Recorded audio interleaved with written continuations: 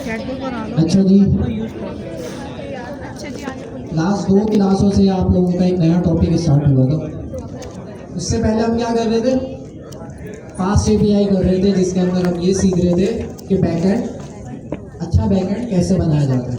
Backend तो आप नेक्स्ट.जेएस को यूज़ करते हुए भी बना सकते थे, लेकिन उसके अंदर हमने कुछ ड्रॉबैक देखे कि भाई बड़ी एप्लीकेशन जो बनती है उनके प्रॉपर अलग बैकएंड होते हैं। तो फास्ट एपीआई हमने स्टार्ट किया था, उसमें हमने कोई जो एपीआईज के बारे में 2-3 क्लासों में उसमें डिस्कस किया था और कवर किया था, जिसमें डेटाबेस की भी इंटीग्रेशन हमने देखी थी। तो अब तक हमारे पास क्या क्या चीज़ें हो चुकी है, अगर मैं पूरे कोर्स के अंदर बात करूँ। नेक्स्ट.जेएस से आप फ्रंट एंड बना सकते हैं, एपीआईज आप किससे बना सकते हैं, फास्ट एपीआई से। उसके बाद आपका किसी भी एप्लीकेशन में एक और पार्ट होता है डेटाबेस, जहाँ पे आप डेटा स्टोर करते हैं, ये वाली चीज़ भी हो गई। अब आपने एआई की इंटीग्रेशन करनी है, अपने एजेंट्स की इंटीग्रेशन करनी है, वो वाला पार्ट भी हमने किया हुआ है। तो ये टोटल आपके पास 4 चीज़ें हैं जिसको यूज़ करते हुए आप किसी भी तरह की एप्लीकेशन बना सकते हैं। यहाँ पे काफ़ी सारे लोगों ने अपना कोई स्टार्टअप भी शुरू किया होगा। किस किस ने किया है, अपनी कोई प्रोडक्ट बनाई होगी, चल रही है नहीं चल रही वो अलग बात है, बना रहे ये। यहाँ पे लड़कों ने तो 10-11 लोगों ने हैंड रेस करे, कुछ टीमें भी होंगी, कुछ अकेले कर रहे होंगे। अच्छा, और यहाँ खवातीन में कोई भी नहीं है, कोई किसी प्रोडक्ट पे काम नहीं कर रही।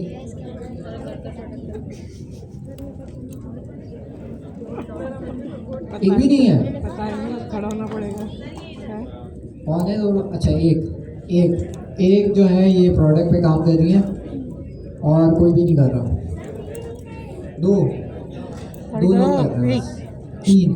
तो ये किस्तों में क्यों उठा रहे हैं, एक ही दफ़ा उठा लेना और थोड़ा लंबा उठाएगा। लड़कियों में 2, 3, 4, 5 चले हैं, कुछ तो है शुक्र। आज यहाँ से तो हमारे पास 10-12 लोग हैं, वहाँ से एक भी एंगेज नहीं हो रहा था, लेकिन चले।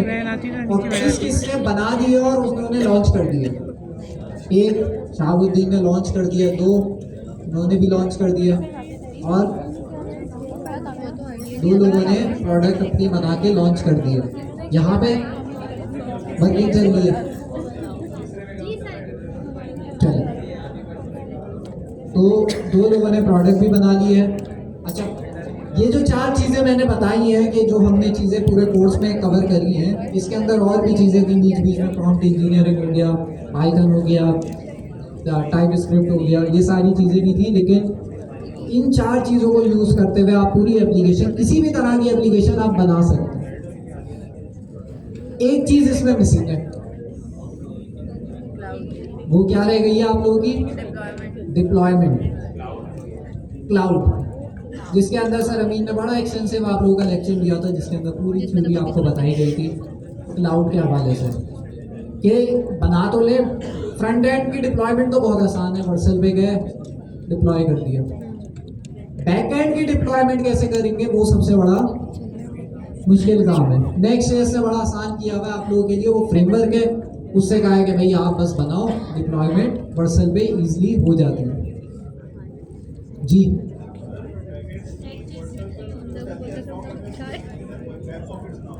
सही है। अच्छा, आपका नाम क्या है? शामिर कह रहे हैं कि बैकएंड में भी आप व्हाट्सएप पे डिप्लॉयमेंट कर लेंगे, लेकिन अगेन वही चीज़ है कि व्हाट्सएप जो आपको चार्ज करेगा ना, फिर जब आपके पास ट्रैफिक आएगा वो बहुत ज़्यादा होगा, और यहाँ पे स्टेबल भी नहीं है वो इतना, जो वो व्हाट्सएप वाली अप्रोच है वो इतना स्टेबल नहीं है। हो जाएगी इन फ्यूचर, लेकिन अगेन वही चीज़ है, व्हाट्सएप जहाँ पे आपको आसानियाँ दे रहा है वहाँ आप लोगों तो सब फ्री में यूज़ कर रहे हैं, लेकिन जब आपके एप्लीकेशन में ट्रैफिक आएगा तो आप देखेगा कितनी बिलिंग आपको लगती है। मैं मिसाल देता हूँ, सिर्फ 1000 इमेजेस ऑप्टिमाइजेशन के लिए वो कितने चार्ज करता होगा? इमेज ऑप्टिमाइजेशन आपकी नेक्स्ट.जेएस की एप्लीकेशन में होती है ना, 1000 इमेजेस की कितने चार्ज करता होगा? नहीं, $200 तो बहुत ज़्यादा हो गया। $50 $10 1000 इमेजेस की मेरे ख्याल में ये करता है $5, 5 10 3 जो कि ज़्यादा है।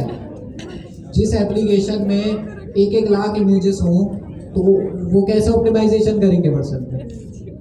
उसके अलावा आपके पास अच्छा इसके बनिस्बत जो क्लाउड है वो ज़्यादा सस्ते होते हैं, और लेकिन उसमें मसला ये है कि उसमें कॉन्फ़िगरेशन आपने करनी होती है। तो उसके लिए हमारा जो पार्ट आया वो आया क्लाउड का।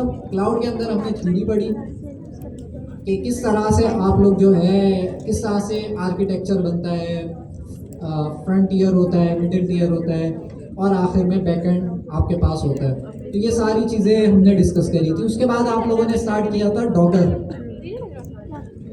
डॉकर के अंदर आप लोगों ने सीखा था कंटेनराइजेशन, किस तरह से आप जो है अपनी एप्लीकेशन को कंटेनराइज कर सकते हैं। उससे फ़ायदा क्या हुआ जी। आज थोड़े कम लोग आए माशाल्लाह, मुझे लग रहा है इबादत कर रहे हैं सारे, अच्छी बात है। तो कंटेनराइजेशन से क्या फ़ायदा हुआ? हमारी क्या कर सकते हैं? लोड बैलेंस इन्वायरमेंट अपनी मर्जी का दे सकते हैं। नहीं भाई, तो वो तो पहले भी दे सकते थे, कहीं हर मशीन पे चल जाता है, और दूसरा भी यूज़ कर सकते हैं। बेसिकली होता क्या है कि हम अपनी एप्लीकेशन को क्या करते हैं, शेयरिंग डॉकर आपके पास एक टूल है, उस टूल को यूज करते हुए हम कंटेनराइज करते हैं। कंटेनराइजेशन की वही डेफिनेशन है, जैसे आपके पास कंटेनर्स होते हैं ना, शिप में कंटेनर्स होते हैं बड़े बड़े, बिल्कुल वही कॉन्सेप्ट है। अगर कंटेनर ना हो तो आपकी जो शिप के अंदर सामान जाता है वो कैसे जाएगा? वैसे ही जाएगा बगैर कंटेनर के, तो ऐसा सारा सामान मिक्स Mix up हो हो जाएगा। जाएगा। फॉर एग्जाम्पल गाड़ियों का सामान है वो खाने के सामान के साथ मिक्स होके जा रहा है, उससे मसले मसाइल क्या होंगे कि भाई उसको लोड करने में मुश्किल होगी, अनलोडिंग में मुश्किल होगी। तो इसलिए हमारे पास कंटेनराइजेशन का कॉन्सेप्ट आया, जिसके अंदर हमने रियल लाइफ में भी क्या किया है, अपनी जो भी सामान है उसको कंटेनराइज कर दिया है, जिससे उसको मैनेज करने में बड़ी आसानी होती है। एक शिप से एक जो कंटेनर है उसको मैं दूसरी शिप में अगर ले जाऊं तो कोई मसला आएगा मुझे? नहीं आएगा, क्योंकि कंटेनर है उसको बस उठाना है, दूसरी शिप में शिफ्ट कर देना है बस। अगर मेरे पास कंटेनर ना हो, सामान ऐसे बिखरा हो, तो मुझे मुश्किल होगी एक शिप से दूसरी शिप में ले जाने में, क्योंकि दूसरी शिप में हो सकता है उस तरह की जगह मौजूद ना हो। तो इसलिए हमारे पास कंटेनराइजेशन ने रियल लाइफ में भी प्रॉब्लम सॉल्व करी है, और आपके पास सॉफ्टवेयर में भी प्रॉब्लम सॉल्व करी है। कि होता ये था कि आपके पास जो आप एप्लीकेशन चला रहे हैं आपके पास मज़े से चल रही है, जब वो एप्लीकेशन आपने किसी और को दी उसके पास एरर आ गए। नहीं चलती। और ये आपने तब भी देखा होगा जब आप नेक्स्ट.जेएस की एप्लीकेशन बना लेते हैं, आपके पास सही चल रही है, बिल्ड भी कर लिया, सब सही चल रहा है, कोई एरर नहीं है, व्हाट्सएप पे डिप्लॉय किया, एरर आ गया। तो इस तरह के इश्यूज बहुत फेस होते थे लोगों को, क्योंकि एनवायरनमेंट चेंज हो जाता था ना। मेरे पास विंडोज़ है, किसी और के पास क्या है, फॉर एग्जांपल मैक है, या मेरे पास पाइथन का पुराना वर्जन है, उसके पास नया वर्जन है। तो ये मसले मसाइल होते थे, जिससे हमने कहा कि हम अपनी एप्लीकेशन को क्या कर लेंगे, कंटेनराइज कर लेंगे, जिससे हमारे पास जो है हमारी जो एप्लीकेशन है वो हम कहीं पर भी चलाएं बिल्कुल वैसे ही चलेगी जैसे हमारे पास चल रही थी। तो ये हमारे पास कंटेनराइजेशन का फ़ायदा हुआ। मैं अपनी Zoom की स्क्रीन शेयर कर लेता हूँ, और हमारे पास जो है एक प्रोजेक्ट है जो हमने डॉकर के थ्रू कराना है। अच्छा, क्यूबरनेटीज वगैरह जो है हम हो सकता है हम थोड़ा आज स्टार्ट कर लें, क्या चीज़ है वो आगे चल के डिस्कस करेंगे, लेकिन प्रैक्टिकल जो होगा हमारा इंशाल्लाह अगली क्लास से स्टार्ट होगा। ये मैं इसलिए बता रहा हूँ क्योंकि मैंने ग्रुप में बताया था कि क्यूबरनेटीज हम आज करेंगे, तो स्टार्ट कर देंगे हम लोग।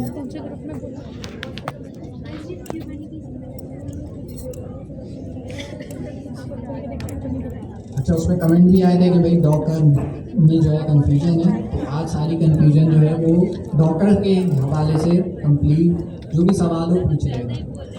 सवालात नहीं पूछेंगे तो आपकी कंफ्यूजन हमेशा वहीं की वहीं रहेगी। ठीक है, तो कंटेनराइजेशन के लिए हमारे पास जो है वो टूल कौन सा मौजूद है? किसी भी एप्लीकेशन को कंटेनराइज करने के लिए हमारे पास टूल कौन सा मौजूद है? डॉकर। डॉकर हमारे पास ये टूल मौजूद है। और क्योंकि हमारे पास विंडोज़ है तो विंडोज़ के लिए आपने क्या चीज़ यूज़ करनी होगी? डॉकर डेस्कटॉप आपने इंस्टॉल करना होगा अपने पास। तो विंडोज़ के अंदर इस तरह का अच्छा UI आ जाता है। आप यहाँ पे देखें, इन्होंने, मैं काफ़ी टाइम से इसे अपडेट नहीं किया था तो मेरे पास ये AI वाला फीचर भी नहीं था, कुछ भी नहीं था, तो कल ही मैंने इसको अपडेट किया है। तो यहाँ पे AI का फीचर भी मौजूद है, कंटेनर्स भी मौजूद है, इमेजेस क्यूबरनेटीज का भी एक टॉपिक मौजूद है, MCP मॉडल्स, डॉकर हब, ये सारी चीज़ें हमारे पास एक अच्छे इंटरफेस की सूरत में आ रही है। तो ये हमारे पास डॉकर डेस्कटॉप हो गया जो कि हमारी हेल्प करेगा किसी भी एप्लीकेशन को कंटेनराइज करने में। जी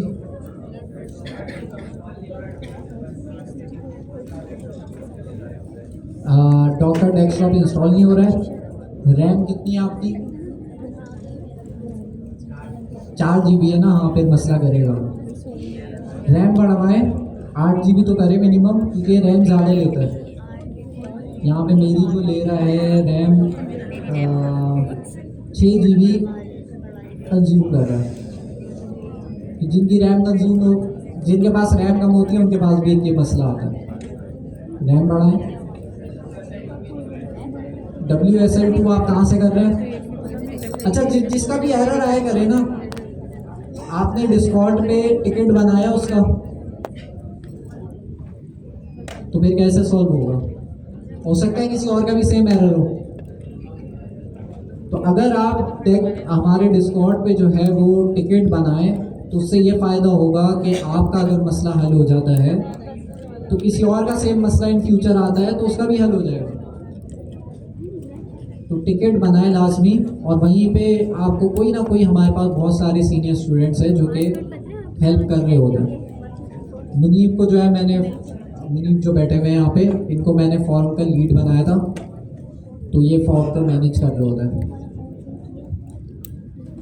अच्छा जी, तो डिस्कॉर्ड पे टिकट बनाए, हो सकता है किसी ने सॉल्व किया हो तो आपको जवाब दे देंगे एरर के साथ। ठीक है,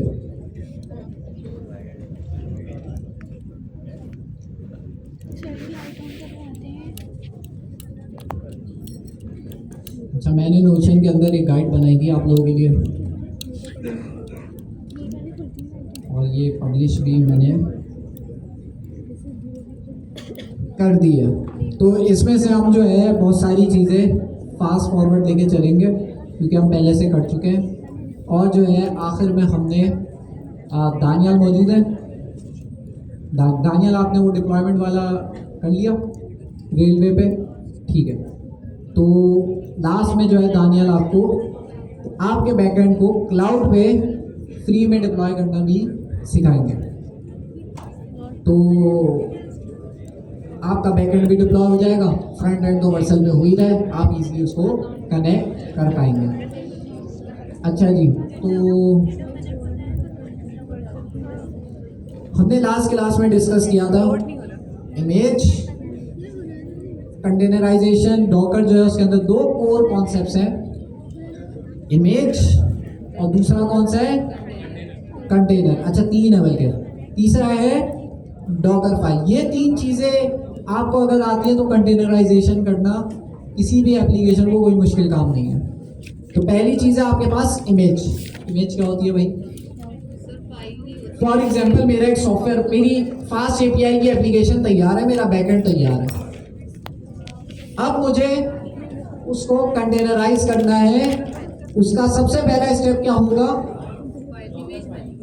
सबसे पहला स्टेप होता है उसका डॉकर फाइल बनाना। डॉकर फाइल के अंदर आप क्या चीज बताते हैं? इंस्ट्रक्शंस बताते हैं कि आपकी जो डॉकर इमेज बनेगी वो किस तरह से बनेगी। अच्छा, अब सवाल ये आता है कि इमेज क्या है फिर? यहाँ लिखा हुआ है blueprint blueprint, video game disc, recipe card, recipe card, house house blueprint. क्या समझ आया इमेज से? वीडियो भी पढ़ना है कोई चीज़ का। कि आपकी इस वाले केस में अगर हम देखें, रेसिपी कार्ड जो होता है आपके पास, उसके अंदर क्या होता है? आपके Instructions पूरी रेसिपी की क्या लिखी होती है? इंस्ट्रक्शंस, इंस्ट्रक्शन डिटेल्स लिखी होती है। क्या क्या चीजें उस रेसिपी को बनाने के लिए चाहिए, वो सब चीजें आपके पास रेसिपी कार्ड के अंदर मौजूद होती है। क्या आप उस रेसिपी कार्ड को यूटिलाइज करते हैं? उसको चलाते हैं? नहीं, वो तो आपके पास क्या होती है? स्टैटिक होती है। इसी तरह से हाउस का ब्लूप्रिंट हो गया। हाउस के ब्लूप्रिंट के अंदर आपको पता है कि भाई क्या क्या चीजें होंगी, लेकिन वो स्टैटिक है। असल जो आपके पास चीज होती है जिसको आप यूटिलाइज करते हैं, वो क्या होती है आपके पास? कंटेनर। तो कंटेनर की मिसाल इसी तरह से है कि भाई जैसे आपने जो है उसी रेसिपी से क्या बना दिया? पिज्जा बना दिया। अब जो पिज्जा है आपके पास वो कंटेनर है, क्योंकि आप उस पिज्जा को यूटिलाइज करेंगे। इसी तरह से घर वाली एग्जांपल में क्या है? घर का ब्लूप्रिंट क्या है? इमेज है। जब उस इमेज को यूज करते हुए घर बन गया तो वो आपका कंटेनर है, आप इस घर को यूज करते हैं। जी आप क्या कह रहे थे? जैसे क्लास ऑब्जेक्ट बनाते हैं उसी तरह की चीज है, लेकिन बहुत सारे लोगों को याद ही नहीं होगा ना। याद है? चले, शुक्र है, हैंड रेज नहीं करवाता। ठीक है, तो इमेज आपके पास क्या है? स्टैटिक। ये एक दफा आपने बना दी तो ये चेंज नहीं हो सकती। मतलब क्या है इसका? मतलब क्या है इसका? भाई मैंने एक एपीआई बनाई, मैंने फास्ट एपीआई को यूज करते हुए, उसकी मैंने क्या करी? सबसे पहले इमेज बनाई। इमेज बनाने के बाद मैं कह रहा हूं कि अब आप उस इमेज को चेंज नहीं कर सकते,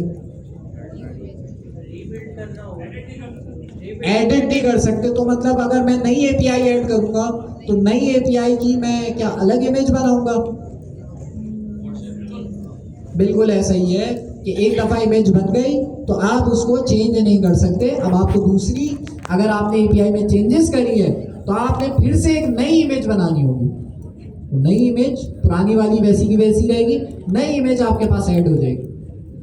जब भी एपीआई में चेंजेस होगी, आपकी जो इमेज है वो आपके पास दूसरी बनेगी हर चेंजेस में। ठीक है, तो आपके पास सबसे पहले क्या बनती है? एप्लीकेशन की इमेज बनती है, और इमेज के बाद उस इमेज से आप क्या चलाते हैं? अपना कंटेनर चलाते हैं। और कंटेनर जो है आपकी रनिंग एप्लीकेशन है। इमेज जो है आपकी एप्लीकेशन का ब्लूप्रिंट है कि एप्लीकेशन में क्या क्या चीज़ें होंगी, लेकिन वो रनिंग में नहीं है। उसी इमेज को अगर मैं चला दूं तो वो फिर हमारे पास कंटेनर बन जाता है, और वो आपके पास रनिंग इमेज, रनिंग आपके पास एप्लीकेशन होती है। तो तीन आपके पास मेन चीज़ें हैं: इमेज, कंटेनर और डॉकर फाइल। हमें क्या चीज़ बनानी होती है? सबसे पहले डॉकर फाइल। सबसे पहले हम बनाते हैं डॉकर फाइल। डॉकर फाइल में क्या चीज़ें होती हैं? इंस्ट्रक्शंस होती हैं। इंस्ट्रक्शंस होती हैं कि भाई आपकी जो इमेज होगी उसमें क्या क्या चीज़ें होनी चाहिए, वो इंस्ट्रक्शन होगी। इस इंस्ट्रक्शन को यूज करते हुए आपकी क्या बनेगी? इमेज बनेगी। इमेज के अंदर आपका पूरा सॉफ्टवेयर होगा, सब चीज़ें होंगी उसके अंदर, उसका फाइल साइज भी बड़ा होगा। इमेज है, ऐसा नहीं कि एक इमेज होगी, एक तस्वीर जितना फाइल होगी, नहीं, पूरी एप्लीकेशन आप समझे एक बंडल की सूरत में आपके पास होगी, लेकिन वो चलती भी नहीं होगी, वो स्टैटिक होगी। तो अगर मुझे अपनी, अब सवाल ये आता है कि मेरे पास ये तीन चीज़ें हो गई, इमेज, कंटेनर, डॉकर फाइल। मैंने एक सॉफ्टवेयर बनाया।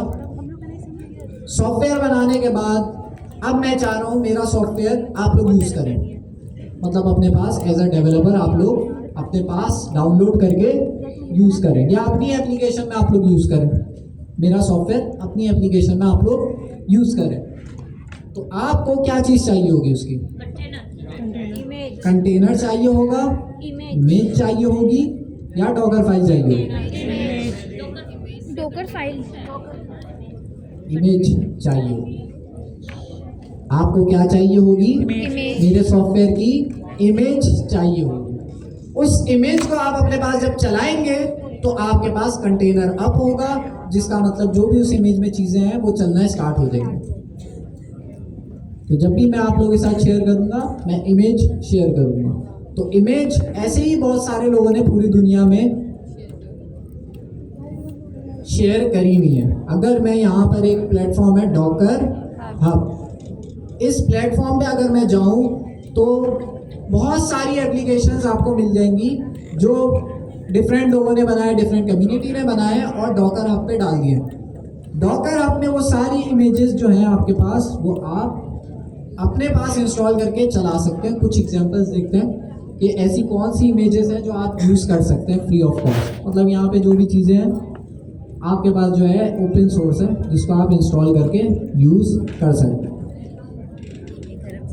पाइथन की इमेज मौजूद है आपके पास। इसका मतलब ये है कि पाइथन को अगर आपने चलाना है तो एक तरीका ये भी है कि पाइथन की इमेज को अपने पास इंस्टॉल करें और उस इमेज को चला दें तो आपके पास पाइथन स्टार्ट हो जाएगी।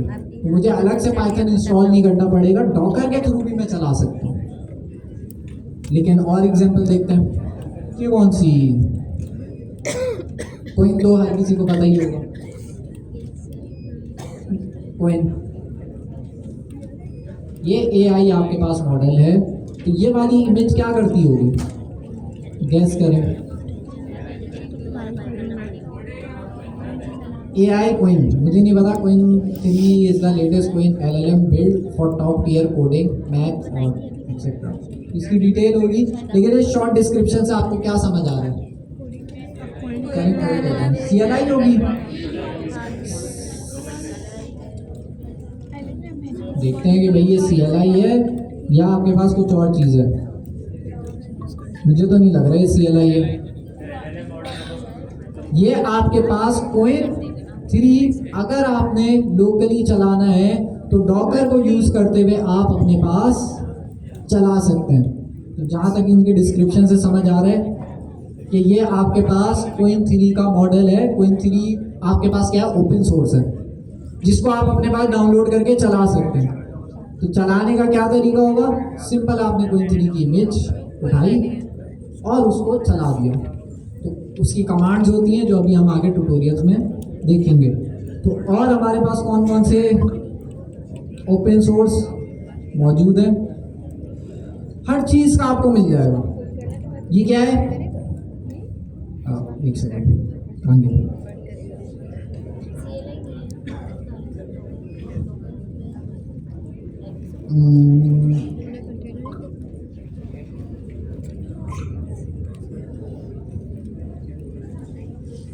एक इमेज मुझे नज़र आई थी, वो आप लोग, अच्छा ये अच्छा नेट में जो है वो स्लो चल रहा है।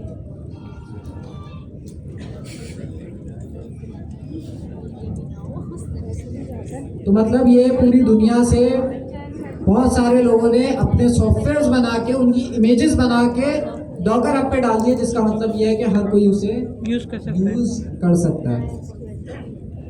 अच्छा, मैं पूछ रहा था ये वाली इमेज कौन सी है? पोस्टग्रेस ये आएगी पोस्टग्रेस। हमने नियॉन डीबी डिस्कस किया था और उसमें हमने डिस्कस किया था नियॉन डीबी कौन सा डेटाबेस यूज कर रहा है? पोस्टग्रेस डेटाबेस यूज कर रहा है। नियॉन डीबी एक प्लेटफॉर्म है जो पोस्टग्रेस डेटाबेस आपके पास चला रहा है। अब मैंने जब डॉकर हब खोला तो डॉकर हब के अंदर यहाँ मेरे पास आ रहा है कि भाई ये आपके पास पोस्टग्रेस की इमेज मौजूद है। तो अगर मैं थोड़ा दिमाग लगाऊं, अच्छा इसमें इसको कितने लोगों ने यूज़ किया? नीचे आ रहा है नंबर 14,747। 1 बिलियन। फिर भी 1 बिलियन लोगों ने आपको इसको यूज़ किया हुआ है, इस इमेज को। तो इससे क्या समझ आ रहा है? ये इमेज आपका अगर आपके पास मौजूद है तो इसका क्या मतलब है? इसका ये मतलब है कि मैं अपने कंप्यूटर में पोस्टग्रेस का डेटाबेस चला सकता हूं। इसके लिए मुझे नियॉन डीबी भी नहीं चाहिए।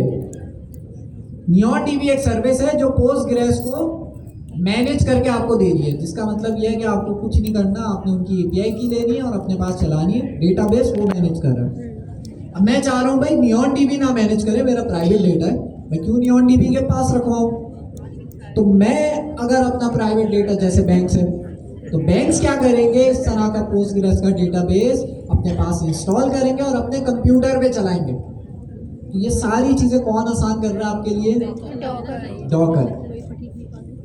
ये सारी इमेजेस हैं जिनको मैं अपने पास डाउनलोड करके चला सकता हूँ।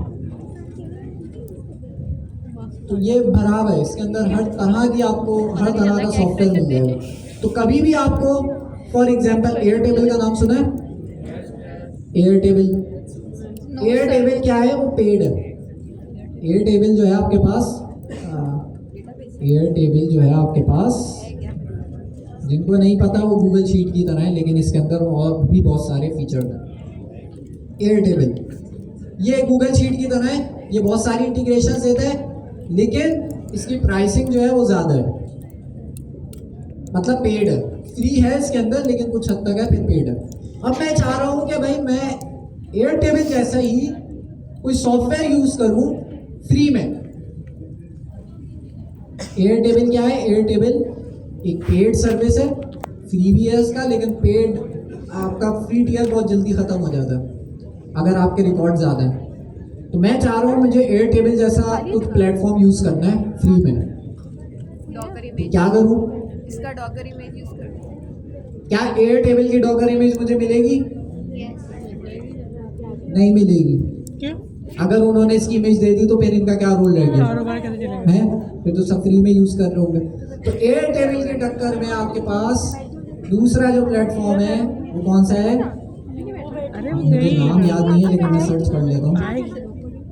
नोको टीवी। नोको टीवी आपके पास क्या करता है कि एयरटेल जैसा ही आपके पास जो है सॉफ्टवेयर है ये, और ये ओपन सोर्स है, और इसकी आपको इमेज कहाँ पे मिल जाएगी? डॉकर हब पे मिल जाएगी। जिसका मतलब ये है कि मुझे किसी का क्लाउड यूज करने की जरूरत नहीं है। मैं नोको डीबी को अपने पास इंस्टॉल करूंगा और अपने कंप्यूटर में चला दूंगा। कल को मैं चाह रहा हूँ इस नोको डीबी जो मेरे कंप्यूटर में मैं चला रहा हूँ इसको डिप्लॉय करना, तो वो भी फिर हमारा अगला स्टेप होगा। मैं कहीं पे भी इसको डिप्लॉय कर सकता हूँ। लेकिन बताने का मकसद ये है कि अगर आपको डॉकर आ गया ना, तो आप इस तरह के फ्री टूल अपने कंप्यूटर में इंस्टॉल करके यूज़ कर सकते हैं। तो नोको डीबी जो है एयरटेबल बहुत अच्छा टूल था, लेकिन वो पेड था। मुझे फ्री में जाना था तो मैंने देखा इसका ओपन सोर्स अल्टरनेट क्या है, तो मुझे नोको डीबी मिला। तो नोको डीबी को यूज़ करते हुए मैं इसको अपने पास इंस्टॉल करके चला सकता हूँ फ्री में। तो ये आपके पास। अच्छा, एक और चीज़ आपने पढ़ी थी, एनेडेन। एनेडेन याद है? क्या एनेडेन की भी इमेज मौजूद होगी? Yes sir. एनेडेन भी आपके पास ओपन सोर्स है, इसकी भी इमेज आपके पास मौजूद होगी। तो एनेडेन आपको, मैं जिनको नहीं पता, ये ऑटोमेशन टूल है जो कि आपके लिए जो है 24 घंटे काम करता रहेगा। आप सोते रहें जैसे यहाँ पे कुछ ऑटोमेशन यहाँ पे हुई भी है। इसमें फ़ायदा ये है कि इसमें बगैर कोडिंग के भी आप ऑटोमेशन कर सकते हैं। ये टूल भी आपको फ्री में मिल जाता है और इसकी इमेज आपको मिल जाएगी डॉकर हब पे। एनीटाइम आप सर्च करेंगे, इसकी इमेज भी आपको मिल जाएगी। तो इस तरह से बहुत सारे फ्री प्लेटफॉर्म है जो कि आप यूज़ कर सकते हैं। मेरे ख्याल में ये वाली है नहीं, ये तो अनऑफिशियल लग रही है। एक्सप्लोर। अच्छा, मैं डेटाबेसेस में सर्च कर रहा हूँ तो वहाँ नहीं आया, लेकिन मैं अगर ओवरऑल सर्च करूँ यहाँ पे तो एनीटाइम की कोई ना कोई इमेज आ जाएगी। ये रहा ये। तो एनीटाइम भी आप फ्री ऑफ कॉस्ट यूज़ कर सकते हैं। ये इसकी इमेज है, इसको अपने पास इंस्टॉल करें, अपने पास चलाएं, कल को आपने डिप्लॉय करना है अपने पास करें। एनीटाइम का क्लाउड पे जाने की ज़रूरत आपको नहीं पड़ेगी। तो होपफुली आपको ये समझ आ गया होगा कि बनी बनाई आपको सॉफ्टवेयर की इमेजेस मिल जाती हैं डॉकर हब से। हम चलते हैं अब इसके प्रैक्टिकल की तरफ। और प्रैक्टिकल में जाने के लिए हमें एक कुछ ना कुछ बनाना होगा। और बनाने के लिए अच्छा इंस्टॉलेशन वगैरह मैं नहीं डिस्कस कर रहा, फिर से इंस्टॉलेशन हम कर चुके हैं पहले भी, तो उसमें टाइम नहीं वेस्ट करता हम। किसी का अगर इंस्टॉलेशन में प्रॉब्लम है वो डिस्कॉर्ड पे टिकट बनाएं, ताकि उस प्रॉब्लम का सोल्यूशन हो सकता है किसी ने किया हो तो वो आपका जवाब दे दे, तो सबके काम आ जाएगा वो। अच्छा, तो ये यूवी वगैरह के एडवांटेजेस और डिसएडवांटेजेस पाइथन के लिखे हुए हैं जी।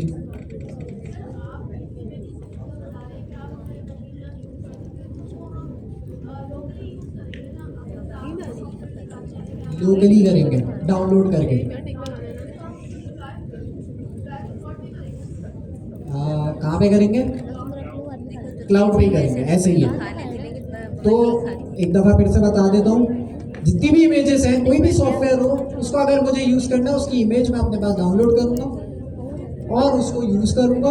और यूज़ करने के बाद, यूज़ तो मैं लोकली कर रहा हूँ ना, लोकली मैं नहीं चाह रहा, मैं चाह रहा हूँ कि मैं इसको डिप्लॉय कर दूँ ताकि बाकी और भी यूज़ कर सकें। तो मैं डिप्लॉय क्लाउड पे करूँगा, और क्लाउड के लिए हमारे पास जो फ्री प्लेटफॉर्म है, एक है रेलवे, एक रिसेंटली सर ने निकाला है ऑरेकल का, आपको फ्री सर्वर मिल जाता है, तो वो भी आप यूटिलाइज कर सकते हैं, लेकिन उसमें कॉन्फ़िगरेशन आपको ज़्यादा करनी पड़ेगी, लेकिन वो भी हम करेंगे, कुबरनेटिस के साथ करेंगे। तो ऑरेकल आपको जब फ्री सर्वर दे रहा है तो हम उस पर डिप्लॉयमेंट करना भी सीखेंगे। तो ऑरेकल में आ गया या किसी भी क्लाउड पे करने सेम प्रोसेस होगा डिप्लॉयमेंट का। अच्छा, तो आते हैं भाई हमारे प्रोजेक्ट की तरफ। मसला ये है कि डिले आ रहा है, तो मुझे स्लो चलना होगा। तो मैं क्या करूँगा, एक पिज़्ज़ा डिलीवरी एपीआई मैं बना रहा हूँ। उसके लिए सबसे पहले मैं यूवी का प्रोजेक्ट बनाऊँगा और उसके अंदर फास्ट एपीआई को यूज़ करते हुए अपनी एक एपीआई बनाऊँगा, और एपीआई का कोड भी मेरे पास यहाँ पे लिखा हुआ है, तो इसको मैं कॉपी पेस्ट करके अपने पास चला लूँगा। ठीक है, तो मैं आता हूँ अपने डेस्कटॉप पे।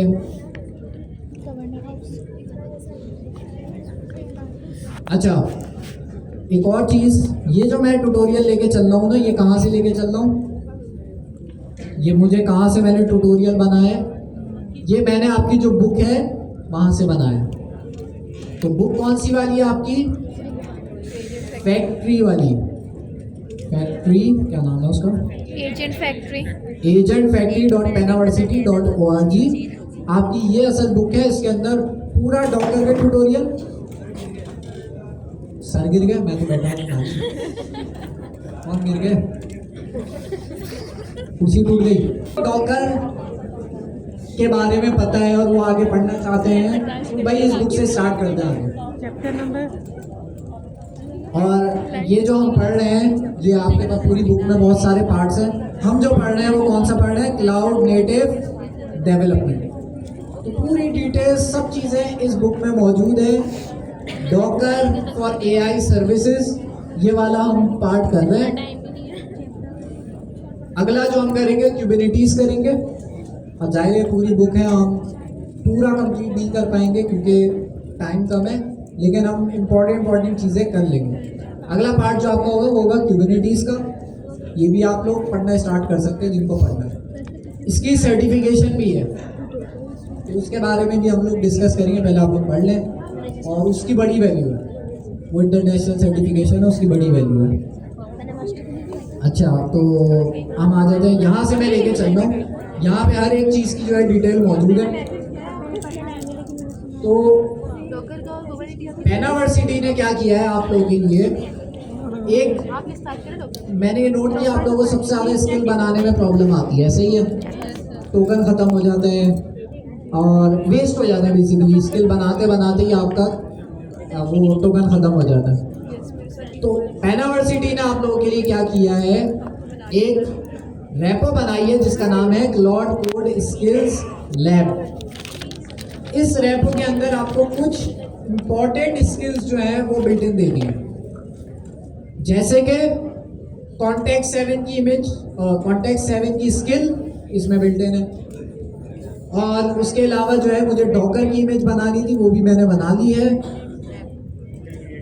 मुझे अगर दूसरी स्किल्स बनानी है तो उसके लिए एक और स्किल यहाँ पहले से मौजूद है जिसका नाम है स्किल क्रिएटर।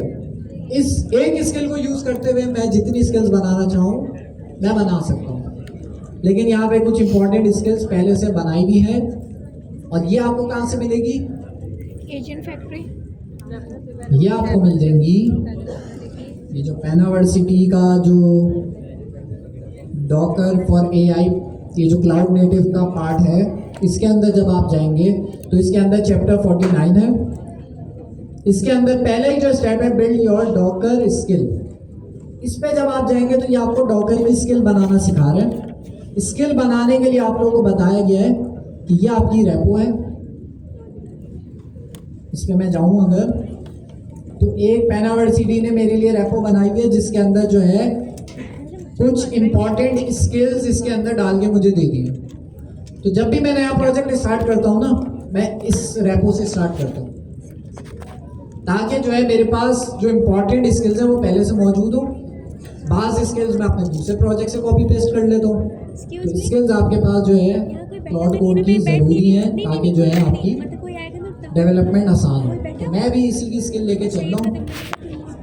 यही प्रोजेक्ट मैंने क्लोन किया हुआ है और इसी को मैं यूज़ कर रहा हूँ। फिलहाल हम जो है एआई को यूज़ नहीं करेंगे, तो अगर कोई एरर आ गया तो एआई को यूज़ करेंगे, वैसे ज़रूरत नहीं पड़ेगी। तो मुझे यूवी का प्रोजेक्ट बनाना है ताकि मैं उसे कंटेनराइज कर सकूँ। तो उसके लिए मैं करूँगा CMD UV init space dot, dot का मतलब इसी फोल्डर में इनिशियलाइज कर दो। तो उसने क्या किया, मेरे प्रोजेक्ट को यूवी के प्रोजेक्ट को इनिशियलाइज कर दिया। इसको मैं कर्सर पे खोल देता हूँ, कर्सर स्पेस डॉट, ये मेरे पास खुल गया। अच्छा, इस ट्यूटोरियल के लिए आप लोगों के पास डॉकर डेस्कटॉप इंस्टॉल होना लाजमी है और साथ में जिनके पास इंस्टॉल भी है उनके लिए एक और पॉइंटर ये है कि भाई ये चलता हुआ होना चाहिए। ऐसा नहीं आपने बंद करके रखा हुआ और फिर आप इसको कर रहे हैं, फिर नहीं होगी कंटेनराइजेशन। तो डॉकर डेस्कटॉप को पहले स्टार्ट कर लेना, फिर उसके बाद आगे जो है प्रोजेक्ट बनाना स्टार्ट करना। तो ये मैंने स्टार्ट कर दिया, मेरे पास डॉकर डेस्कटॉप चल रहा है। इसको मिनिमाइज कर देते हैं, बंद करते हैं, ठीक है। तो मैंने इसको कर्सर पे कर्सर स्पेस डॉट से खोल दिया है। खुला क्यों नहीं?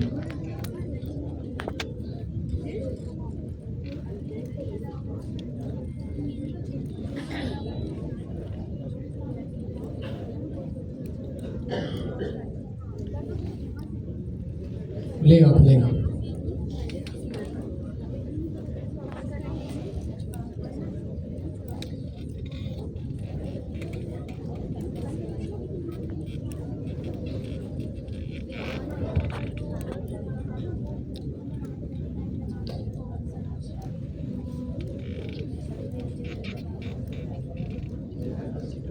अच्छा जी, तो ये मैंने सिंपल सा प्रोजेक्ट खोल दिया है। इसके अंदर मुझे, अच्छा ट्यूटोरियल पे आते हैं, उसमें सिंपल आपको फास्ट API इंस्टॉल करना बताया हुआ है, तो वो भी मैं इंस्टॉल कर लेता हूँ। UV add fast API UVcon Pydantic, इसको मैं अपने पास कमांड को कॉपी करता हूँ।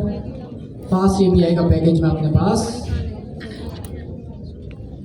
इंस्टॉल कर लेता हूँ। तो Ctrl+V मैंने दबाया, फास्ट API UVcon और Pydantic, ये 3 पैकेज मैंने इंस्टॉल करना है, एंटर। अगर मैं फास्ट API स्टैंडर्ड भी इंस्टॉल करता तो वो भी सारी चीज़ें इंस्टॉल हुई जाती मेरे पास।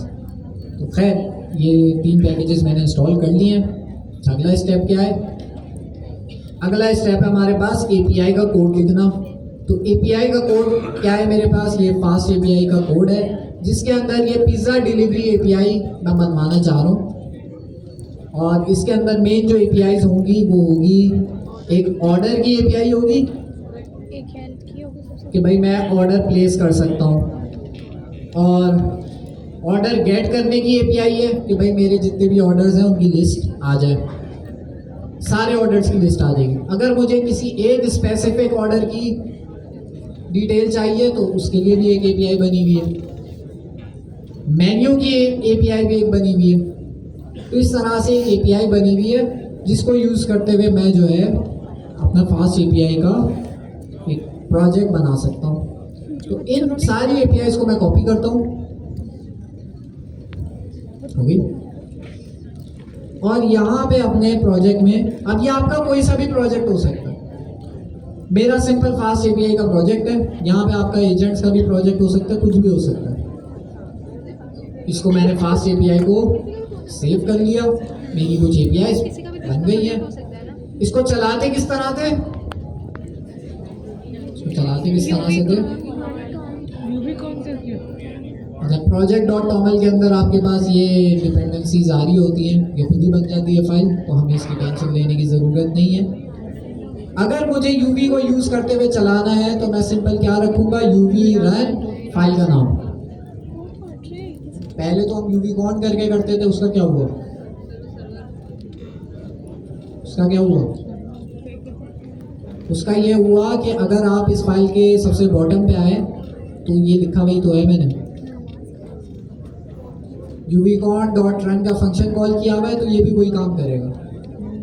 तो डायरेक्ट अगर मैं फाइल को चलाता हूँ uvrun main.py, तो हमारी फाइल जो है वो क्या करेगी, uvcon का सर्वर स्टार्ट कर देगी, जिससे हम फास्ट एपीआई को यूज़ कर पाएंगे। तो क्या थी, uvrun main.py। अभी तक डॉकर वाला कोई पार्ट नहीं आया इसमें ट्यूटोरियल में, सिर्फ हमने सिंपल सा प्रोजेक्ट बनाया।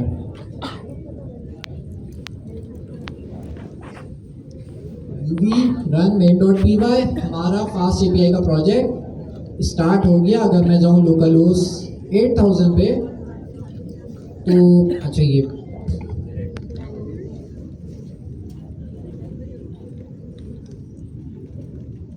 ये आपका लोकल होस्ट 8000/docs पे आ गया। अब मेरे पास ये nginx का आ रहा था, ये बैकग्राउंड में कुछ इसका भी सर्वर चल रहा होगा, इसलिए ये आ रहा है, तो इसको इग्नोर करें। आप लोग जब खोलेंगे तो आपके पास फास्ट एपीआई की एपीआई आ जाएगी। तो वही एपीआईज है जो कि मैंने बनाई थी या एआई से बनवाई थी, कोई ज़्यादा फर्क नहीं है। ऑर्डर्स की एपीआई है, पोस्ट की एपीआई है। अच्छा, इसके अंदर ना मैंने एक नई चीज़ देखी, शायद आपको पहले से पता हो, मुझे नहीं पता थी। अगर आप लोकल होस्ट 8000 पे जाके /docs की जगह पे आप लिखते हैं redoc, तो क्या खुलता है, एपीआई की अच्छी सी डॉक्यूमेंटेशन आपके पास बनी हुई आ जाती है। /docs पे आप जाते हैं तो आपके पास जो है प्लेग्राउंड भी आ जाता है, यहाँ पे आपके पास जो है एक और अच्छी सी आपके पास डॉक्यूमेंटेशन आ गई है। तो लोकल होस्ट ये भी खुद ही बनी है, मैंने कुछ नहीं किया। फास्ट एपीआई का यही फायदा है।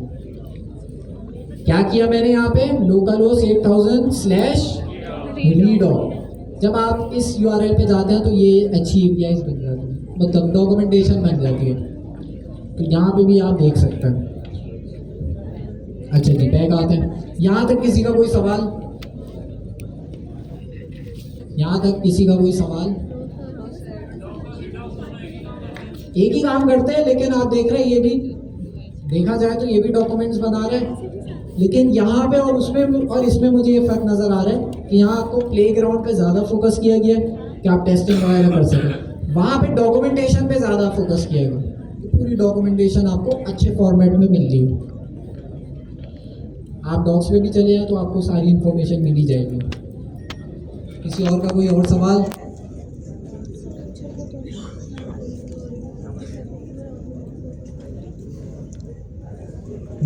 नहीं है? हलवा है? ये बोला ना आपने, नहीं सर हलवा है। आगे चलते हैं, आगे चलते हैं। अब हमारे पास ये टेस्ट वेस्ट हमने कर लिया, ठीक है, एपीआईज वगैरह सही चल रही है हमारी। नीचे आते हैं। अब मुझे जो है इस एप्लीकेशन को, इस बैकएंड को मैंने कंटेनराइज करना है। तो पहला स्टेप क्या था, डॉकर फाइल, इमेज बनाना। इमेज बनाने के लिए क्या जरूरी है? डॉकर मुझे फाइल डॉकर फाइल चाहिए ताकि उस डॉकर फाइल से आपकी इमेज बने। सारे इंस्ट्रक्शन होंगे तो तो बनेंगे ना। हमारे पास यहाँ पे एक डॉकर फाइल मैंने आप लोगों के लिए बनाई हुई है। डॉकर फाइल बनाने का क्या तरीका होता है? इसमें आपने जरा सी भी गलती करी तो डॉकर फाइल नहीं चलेगी। आपने अपने प्रोजेक्ट पे आना है और यहाँ पे एक नई फाइल बनानी है कैपिटल डी से, डॉकर फाइल। फाइल का एफ भी कैपिटल नहीं करना, सिर्फ डी कैपिटल होगा। एंटर। ये आपकी डॉकर फाइल बन गई है। आप देखें एक व्हील भी बनी हुई आ गई है, तो मतलब डॉकर फाइल सक्सेसफुली बन गई है। अब इसमें आके मैं जो है काम स्टार्ट कर सकता हूँ। सबसे पहले मुझे यहाँ पे बताना होता है कि अच्छा मेरा कौन सा प्रोजेक्ट है? पाइथन का प्रोजेक्ट है। किसी भी प्रोजेक्ट को चलाने के लिए, कहीं पे भी चलाने के लिए मुझे क्या क्या चीज़ें चाहिए होती हैं? मेरा ये प्रोजेक्ट है, इसको मैं कहीं चलाना चाह रहा हूँ, कहीं पे भी, किसी भी लैपटॉप में या किसी भी सर्वर पे, तो उस सर्वर पे मुझे क्या क्या चीज़ें चाहिए होंगी? आपका जो कंप्यूटर विंडोज़ चल रही है, सबसे इम्पोर्टेंट चीज़ क्या है इसमें? जो आप कंप्यूटर चला रहे हैं उसके अंदर सबसे इम्पोर्टेंट चीज़ है ऑपरेटिंग सिस्टम, विंडोज़। विंडोज़ के बगैर आप जो है इसको यूज़ नहीं कर पाएंगे, तो ऑपरेटिंग सिस्टम सबसे इम्पोर्टेंट है। तो मेरा ये जो एप्लीकेशन है इसके लिए भी मुझे क्या चाहिए होगा? ऑपरेटिंग सिस्टम चाहिए होगा। तो हमारे पास बहुत सारे ऑपरेटिंग सिस्टम है, यूबंटू आप यूज़ कर सकते हैं और भी बहुत सारे, लेकिन हम बिल्कुल light weight operating system use करेंगे ताकि हमारी एप्लीकेशन चल जाए। बिल्कुल लाइट वेट हमें ऑपरेटिंग सिस्टम चाहिए, हमें कोई इतनी डिज़ाइन वाला नहीं चाहिए जैसे विंडोज़ है। तो लाइट वेट यूज़ करने के लिए मैं कोई सा भी ऑपरेटिंग सिस्टम यहाँ पे कौन सी वीडियो? ले सकता हूँ। तो पहली लाइन में हम लिखते हैं एक ऐसी इमेज का नाम जहाँ से आपका प्रोजेक्ट स्टार्ट होगा। तो मेरे प्रोजेक्ट के अंदर अगर आप देखें तो कुछ ऐसा है नहीं, सिर्फ कोड है। ऑपरेटिंग सिस्टम है कहीं पे? इस कोड में कहीं भी मैंने कहीं मेंशन किया है कि ऑपरेटिंग सिस्टम चाहिए? मुझे नहीं लिखा हुआ। तो मुझे यहाँ पे पहली लाइन में बताना होगा कि मुझे अपने कंटेनर के अंदर क्या क्या चीज़ें चाहिए। तो उसके लिए मैं एक बेस इमेज, एक स्टार्टिंग पॉइंट पहली लाइन में लिख दूंगा जहाँ से वो मेरी इमेज बनाना स्टार्ट करेगा। तो हमारे पास बहुत सारी इमेजेस हैं जिनको हम as a starting point use कर सकते हैं, लेकिन हम सबसे लाइट वेट यूज़ करेंगे। यहाँ पे हमारे पास कौन सी वाली इमेज है? पाइथन की 3.12। अगर मैं ये लेता हूँ, अच्छा ये है क्या वैसे? नहीं, ये तो वर्जन है 3.12 तो वर्जन है, लेकिन ये जो मैंने लिखा है पाइथन 3.12, ये इटसेल्फ क्या चीज़ है? तो ये एप्लीकेशन है, बेस इमेज, ये एक अदद आपके पास डॉकर हब की बेस इमेज है। ये एक इमेज है। तो होगा क्या, जब भी मैं अपनी एप्लीकेशन को स्टार्ट करूंगा तो सबसे पहले मेरी एप्लीकेशन क्या करेगी? पाइथन की इमेज को अपने पास इंस्टॉल करेगी, फिर आगे मेरी एप्लीकेशन का काम होगा। तो पाइथन 3.12 क्या है? एक इमेज है जो ये खुद ही इंस्टॉल कर लेगा, मुझे बस इसका नाम लिखना है। अब मसला ये, पाइथन 3.12 ना बहुत भारी है। इसके अंदर ऑपरेटिंग सिस्टम भी आ जाएगा मेरे पास, इसके अंदर मुझे पाइथन भी इंस्टॉल मिलेगी, मुझे अलग से इंस्टॉल नहीं करनी पड़ेगी। तो ये इस इमेज का फ़ायदा है। लेकिन अभी भी मसला ये है कि 3.12 में ना ये तकरीबन 700 MB की आपके पास ये सिर्फ एक इमेज है। शायद मैं ऊपर नीचे बता रहा हूँ, लेकिन अंदाज़न इतना ही आपको पड़ेगा। तो अगर मैंने ये इमेज यूज़ करी तो बड़ा टाइम लग जाएगा, वो इमेज डाउनलोड करेगा पहले पूरी।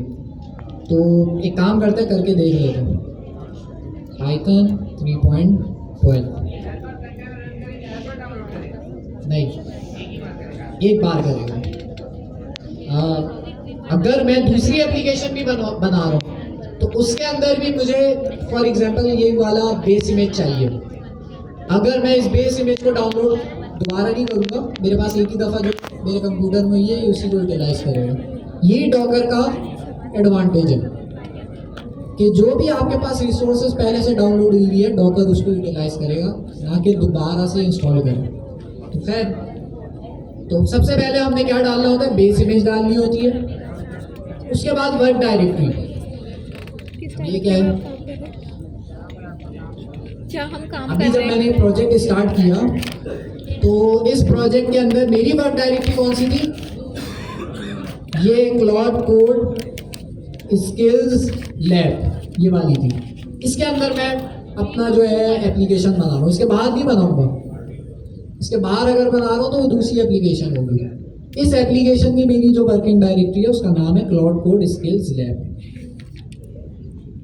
जो मैं अभी इमेज बनाऊंगा उसके अंदर जो है आपकी जो वर्किंग डायरेक्टरी होगी वो मैं कौन सी रख रहा हूँ, स्लैश ऐप रख रहा हूँ। इसकी जगह पे मैं कोई सी भी रख सकता हूँ, लास्ट क्लास में भी आप लोगों ने देखा होगा। इसके अंदर जाके भी हम चेक करेंगे, पहले हम इमेज वगैरह बना लें। तो वर्किंग डायरेक्टरी मैंने ऐप रखी है, आप कुछ भी रख सकते हैं, इसका नाम कुछ भी रख सकते हैं। उसके बाद ये क्या है, ठीक है, पिप इंस्टॉल यूवी। इसका मतलब क्या है कि भाई मैं अपने पास यूवी इंस्टॉल करा रहा हूँ अपनी इमेज के अंदर, तो ये यूवी को इंस्टॉल कर लेगा। उसके बाद क्या है, मेरी जो फाइल्स हैं उसके अंदर से जो py-project.toml की फाइल है और यूवी लॉग की एक फाइल है, इसको ये क्या कर रहा है, कॉपी कर रहा है। कॉपी तो कर रहा है लेकिन पेस्ट कहाँ पे कर रहा है, पेस्ट कहाँ पे कर रहा है, नहीं, हमारी ऐप वाले जो आपका कंटेनर होगा उसके रूट पे कर रहा है। उसके बाद क्या चीज़ है, अभी जब हम कंटेनर चलाएंगे ना तो उसके अंदर घुस के भी देखेंगे क्या क्या चीज़ है, तो और अच्छे से समझ आएगा। ये क्या है कमांड, 808 ये कमांड क्या करती है,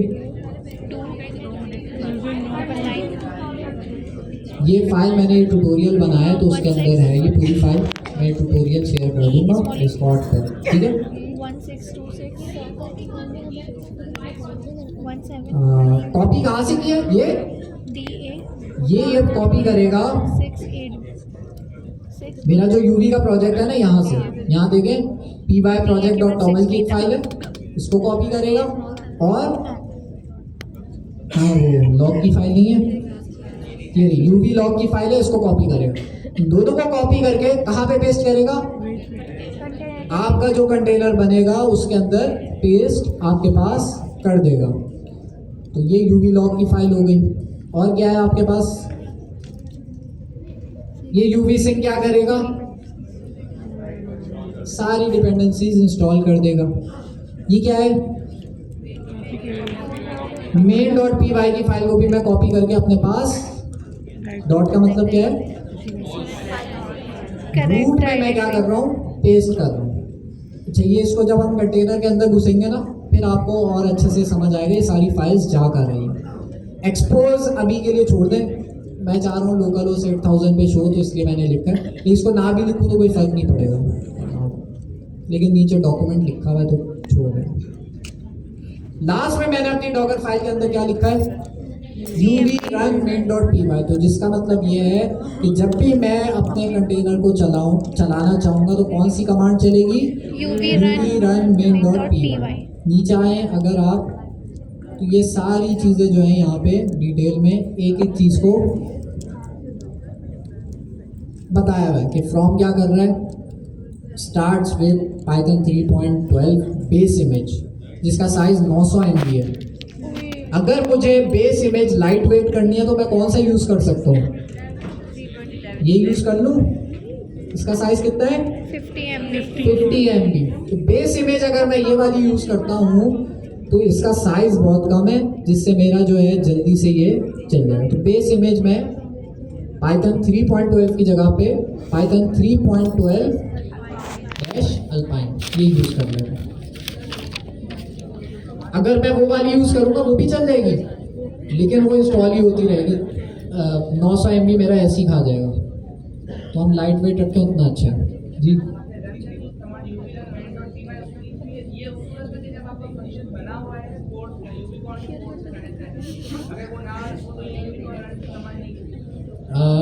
जब तक हम इमेज को नहीं चलाएंगे तब तक आपकी ये यूवी रन वाली कमांड नहीं चलेगी, ये वाली कमांड तब तक नहीं चलेगी। अभी हम इमेज बनाते हैं, फिर आहिस्ता आहिस्ता चलते हैं। क्या चीज़ सेम होगी? सब सेम वर्किंग होगी। अब मैं इसको ना इमेज की तरफ मूव होता है ताकि हमें और अच्छे से समझ आना शुरू हो गए क्या क्या चीज़ें हैं इसके अंदर। मैं काम करता हूँ, इस प्रोजेक्ट को करता हूँ कॉपी। अच्छा, मेरे पास हो सकता है पहले से इमेज बनी हो इसकी, देखते हैं। और इस डॉकर फाइल को मैं अपने पास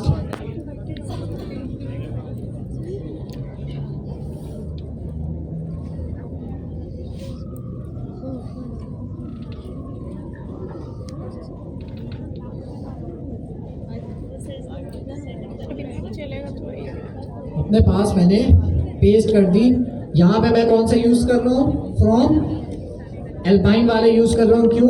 क्योंकि भाई ये लाइट वेट है, ठीक है। और इसको हटा दे दो। वर्क डायरेक्टरी है मेरी ऐप। इसका क्या मतलब है अभी आपको पता चल जाएगा जब हम कंटेनर के अंदर जाएंगे। अच्छा, तो ये हमारी सिंपल सी एक डॉकर फाइल बन गई है, जिसको यूज़ करते हुए हम क्या चीज़ बनाएंगे? डॉकर इमेज बनाएंगे। तो बेसिकली हमारा पूरा सॉफ्टवेयर एक बंडल की सूरत में आपको मिल जाएगा। Let's see. तो मैं आता हूँ यहाँ पे। इमेज बनाने के लिए क्या कमांड है? Docker build -t pizza API, मतलब नाम आप कुछ भी कर सकते हैं। -t का मतलब है टैग। तो टैग के साथ मैं इसका नाम रखूँ, कुछ भी नाम ना भी रखूँ तब भी चल जाएगा, लेकिन अच्छी बात है नाम रख लेगा। और ये क्या है? Version v1। और डॉट का क्या मतलब है? रूट डायरेक्टरी करंट डायरेक्टरी में। तो जब इस कमांड को मैं चलाऊंगा तो क्या होगा? इमेज बिल्ड होने लगेगी। Docker build -t pizza API मैंने नाम रखा है। इसका वर्जन मैं रख देता हूँ, क्योंकि शायद मैंने पहले भी बनाया हुआ, तो मैं इसका v3 रख देता हूँ। वर्जन डिफाइन करना जरूरी है। टैग के साथ आप वर्जन लाजमी डिफाइन करें, वरना क्या होगा? लेटेस्ट बाय डिफॉल्ट वो कंसीडर करेगा। तो मैं चाह रहा हूँ मेरा वर्जन 1 भी मैं देख सकूँ, तो वर्जन बनाने से आपको ही फायदा। तो खैर, Docker build -t pizza API, और ये मैंने आखिर में वर्जन लिख दिया। डॉट का मतलब ये है कि ये करंट डायरेक्टरी में ये ढूंढेगा। क्या ढूंढेगा? वो फाइल ढूंढेगा जिसका नाम क्या है? Docker file. अगर इसको मिल जाती है तो ये बना देगा, अगर नहीं मिलती तो ये फिर एरर देता है। अच्छा, कहाँ गया जी?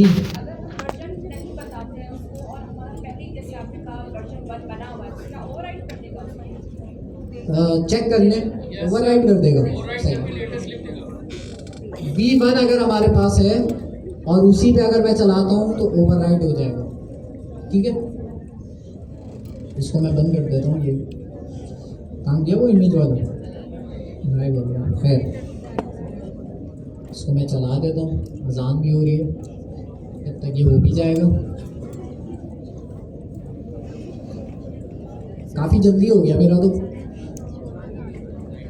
क्यों? पहले से बना हुआ था। आप लोग चलाएंगे, आपका इतना जल्दी नहीं होगा। आपने पहले से बनाया हुआ इसलिए।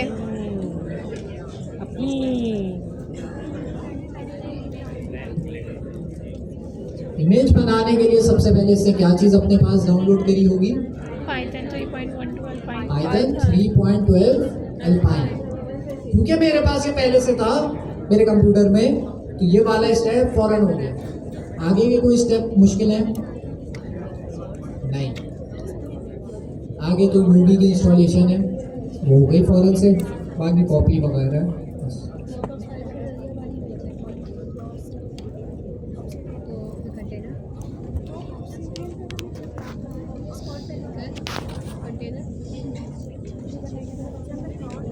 तो सबसे पहले हमने बनाई थी डॉकर फाइल। उस डॉकर फाइल को यूटिलाइज करते हुए मैं अभी क्या बनाई है? Docker image. डॉकर इमेज जो अभी मैंने बनाई है उसका वर्जन क्या रखा था मैंने? जो इमेज मैंने बनाई है क्या वो उसे मैं डॉगर डेस्कटॉप पे देख सकता हूँ? अब देख देख सकता हूँ। कैसे देख सकता हूँ? मैं इमेजेस पे जब जाऊंगा तो यहाँ पे मेरे पास सारी इमेजेस आ रही होंगी। तो यहाँ पे अभी मैंने कौन सी इमेज बनाई है चेक करते हैं। V3 जो 4 घंटे वाली आ रही है। नहीं, ये तो पुरानी आ रही है। सर 3 लिखा हुआ है। V1 वाली में मेरे ख्याल में ओवरराइड कर दिया उसने। वो V1 लेकिन हम एक काम करते हैं, सर क्या हुआ? हम जो है इसका वर्जन दूसरा रखते हैं ताकि हमें विजिबल हो। मैं इसका वर्जन रखता हूँ V4। 3 हमें क्यों रखा? V8 पे जाएंगे ऐसा इसका। V4 मैंने जब इसका वर्जन रखा तो इसने मेरी इमेज बनाना शुरू करी और इसने मेरी इमेज बना दी है। देखते हैं भाई हमारे पास बनी इमेज V4 के नाम से। ये आ गई जूम।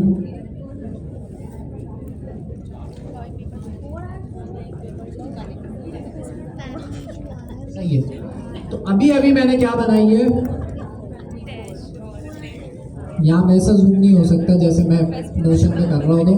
लेकिन यहाँ पे अगर आप देखें पिज़्ज़ा API इसने बना दी है और उसका वर्जन जो इसने रखा है V4 इसका वर्जन रखा है। क्या चीज़? 4 घंटे हाल उम्र है मेरे ख्याल में। 1 मिनट इसको रिफ्रेश करता है।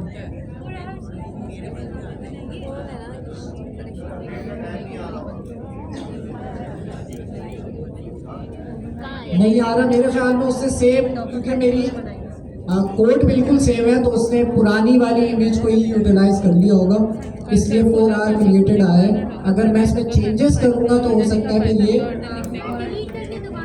नाम चेंज करूंगा तो वो तो हो जाएगा। लेकिन आपके पास एक नई इमेज बनी है। ये 4R जब वो आ रहा है उससे कोई मसला नहीं है। इससे पुरानी जो इमेज थी जो मैंने पहले बनाई थी उसी को उसने रीयूज कर लिया खुद से। ये ऑप्टिमाइजेशन ही आप देखें, जो पुरानी वाली इमेज है कहाँ है? अगर मैं क्रिएटेड ऐड को ऐसे करूं तो हमारे पास अभी कौन सी इमेज बनी? ये वाली बनी है। सबका साइज एक जैसा है, तो मतलब मैंने जो है यहाँ लास्ट में सबका साइज एक जैसा है। तो उसने ये चीज़ देखी होगी कि भाई मैं सेम चीज़ बना रहा हूँ, तो उसने सेम इमेज को ही यूटिलाइज कर लिया। तो अभी जो मैंने इमेज बनाई है उसको टॉप पर ले आते हैं।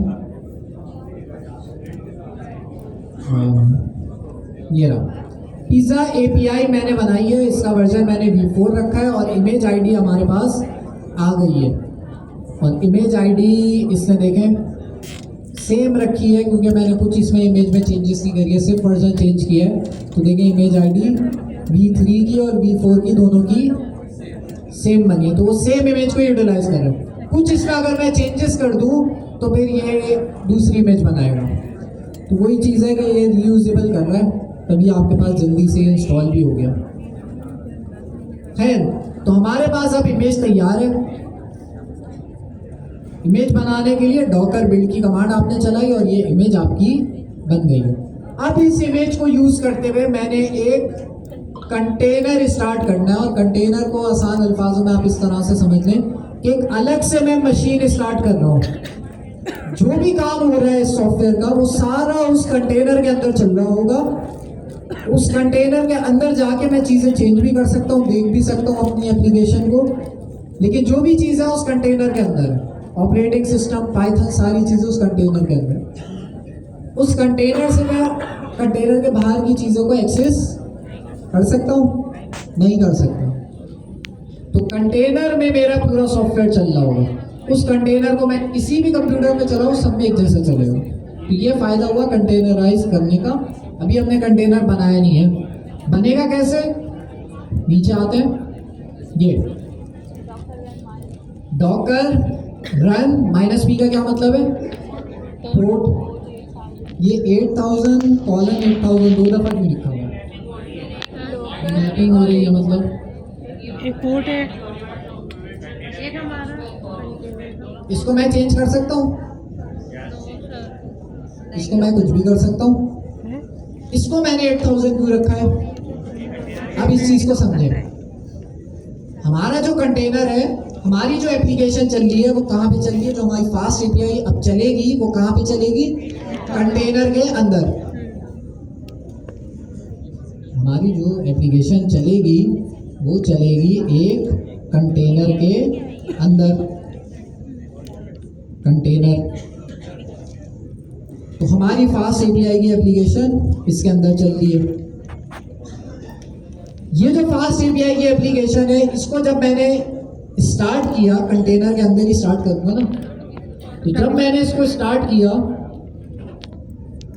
तो ये इसका कुछ ना कुछ पोर्ट होगी। कहाँ पे चलती है अमूमन फास्ट एपीआई की एपीआई, लोकल होस्ट 8000। तो इसकी पोर्ट क्या है, 8000 बाय डिफॉल्ट हमारे पास होती है। इसको मैं चेंज भी कर सकता हूँ, लेकिन जब मैंने इमेज बनाई थी तो मैंने यहाँ पे इसकी पोर्ट रखी थी अपने सॉफ्टवेयर की 8000। अपने फास्ट एपीआई की जो एप्लीकेशन है उसकी मैंने पोर्ट रखी थी 8000। तो अब ये चल रही है कंटेनर के अंदर। अब मैं चाह रहा हूँ, अच्छा मैं कहाँ पर हूँ, मेरा सिस्टम कहाँ पर है, कंटेनर के अंदर हूँ मैं या कंटेनर के बाहर हूँ। कंटेनर के अंदर। ये जो ब्राउजर चल रहा है ये कंटेनर के अंदर चल रहा है इस वाले, या कंटेनर के बाहर चल रहा है, बाहर चल रहा है। तो ये मेरा फॉर एग्जांपल ब्राउजर है, ब्राउजर है। अगर मैं यहाँ पर लिखूंगा लोकल होस्ट 8000/docs, अगर मैं /docs लिखता हूं तो क्या ये मेरा चला देगा, नहीं चलाया इसने।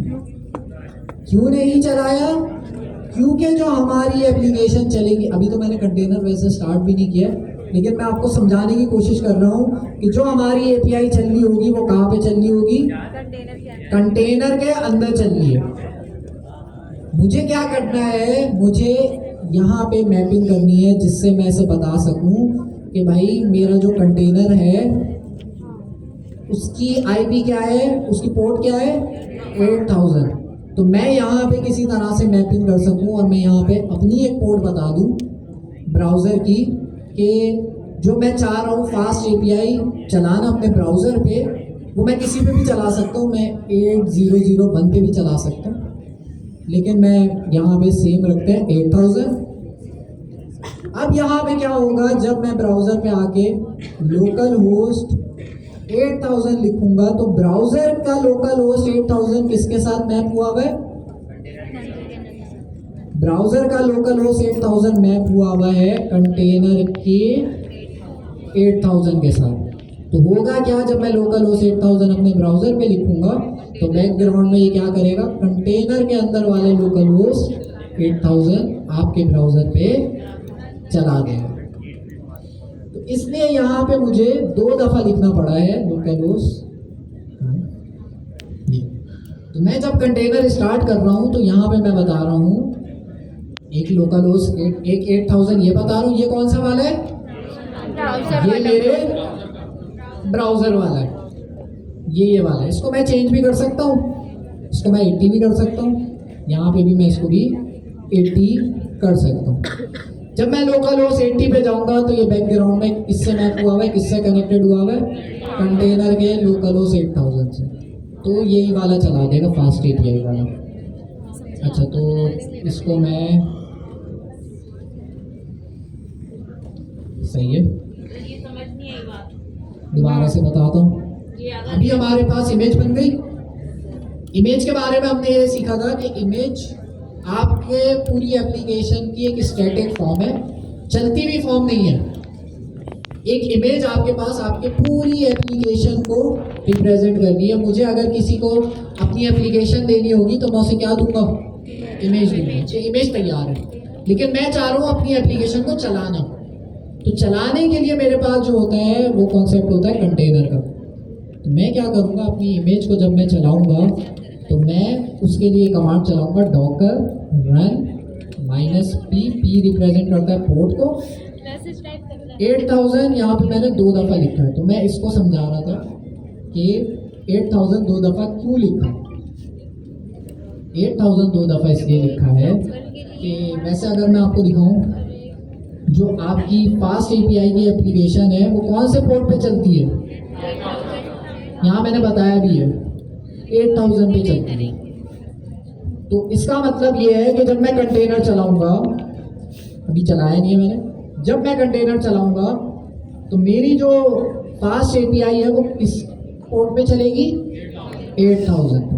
लेकिन अब मसला ये है कि ये जो 8000 पे चल रही है वो किसके अंदर चल रही है, कंटेनर के अंदर चल रही है।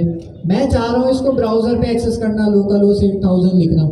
जब मैं इसको लोकल होस्ट 8000 लिखता हूँ तो होगा ये कि लोकल होस्ट 8000 ये देखेगा भाई कोई पोर्ट इस पे है, कोई पोर्ट है वैसे लोकल होस्ट 8000 पे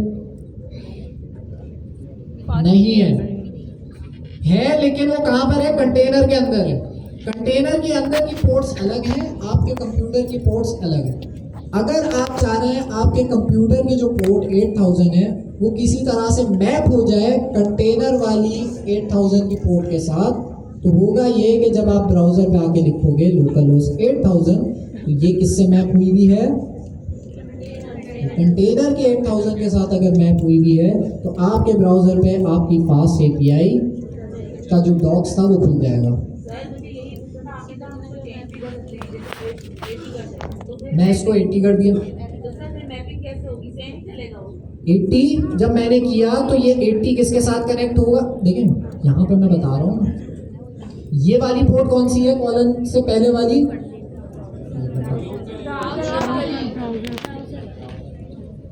वही डब्बा खराब है, हाँ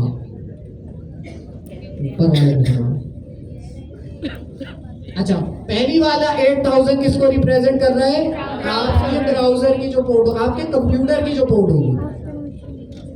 दूसरी वाली किसको रिप्रेजेंट कर रही है, आपके कंटेनर के अंदर जो पोर्ट है उसको। तो मेरे कंटेनर के अंदर जो पोर्ट है वो तो फिक्स है क्योंकि मैंने 8000 बनाई हुई है, तो ये वाली मैं चेंज नहीं करूँगा। हाँ, इसको मैं चाहूँ तो चेंज कर सकता हूँ। जब मैं इसको चेंज करूँगा तो अब जब मैं इस कमांड को चलाऊंगा तो ये 80 को किससे मैप करेगा, 8000 से। अभी मैपिंग हुई नहीं है, मैपिंग सिर्फ तब होगी जब मैं इस कमांड को चलाऊंगा। जैसे ही चलाऊंगा ये 80 को मैप कर देगा 8000 के साथ। तो होगा ये कि मैं जब लोकल होस्ट 80 लिखूंगा तो बैकग्राउंड में 8000 खुल जाएगा। हाँ, फर्क नहीं पड़ेगा, लेकिन अमूमन जो हमें आदत है फास्ट एपीआई चलती है लोकल होस्ट 8000 पे, तो इसलिए आप नॉर्मली इसको 8000 ही रहने देते हैं। आप 8001 भी कर सकते हैं। कहाँ पे, हाँ यहाँ पे अब जाहिर है मेरी जो इमेज थी उसका वर्जन मैंने क्या रखा था, V4, तो मैं उसको यूज़ करूँगा। जो भी आपका वर्जन होगा आपने वर्जन लिखना है यहाँ पे। अब कल को हो सकता है मैं नई इमेज बनाऊँ तो उसका कंटेनर फिर अलग बनेगा, तो उसकी इमेज का नाम मुझे सही देना होगा। नाम देखने के लिए आप डॉकर डेस्कटॉप पे जाके देख सकते हैं। तो जितनी दफ़ा मेरी नई अपडेट्स आएगी उतनी दफ़ा मुझे वर्जन अपडेट करना पड़ेगा। किसने सवाल किया, हाँ। अब फॉर एग्जांपल मैंने पहले मैंने एपीआई बना ली, मेरा एक वर्जन फाइनल हो गया, फिर मैंने इमेज बना ली, इमेज चल गई, ठीक है। अब फिर मुझे ख्याल आया यार फला एपीआई भी मुझे डालनी थी, तो फिर मैं उसमें क्या करूँगा, फला एपीआई डालूंगा, टेस्ट करूँगा। जब टेस्ट हो जाएगी सब सही लग रहा है मुझे, फिर मैं नई इमेज बनाऊंगा। उस नई इमेज का वर्जन दूसरा होगा। कुछ भी रख सकते हैं, लेकिन स्टैंडर्ड क्या है आपने नॉर्मली देखा होगा, सॉफ्टवेयर का जो वर्जन होता है वो इस तरह से होता है 1.0.0, इस तरह से होता है। इसी तरह से मेजर वर्जन चेंज है तो 2.0.0 इस तरह से होता है। वो प्रैक्टिस ज़्यादा अच्छी है। खैर ये तो हम सीख रहे हैं तो इसलिए मैंने वर्जन V4 रख दिया यहाँ पर। अच्छा जी, तो इस कमांड को अब मैं चला रहा हूँ। ये कमांड क्या करेगी, इमेज का कंटेनर स्टार्ट कर देगी, तो हमारी एप्लीकेशन स्टार्ट हो जाएगी होपफुली।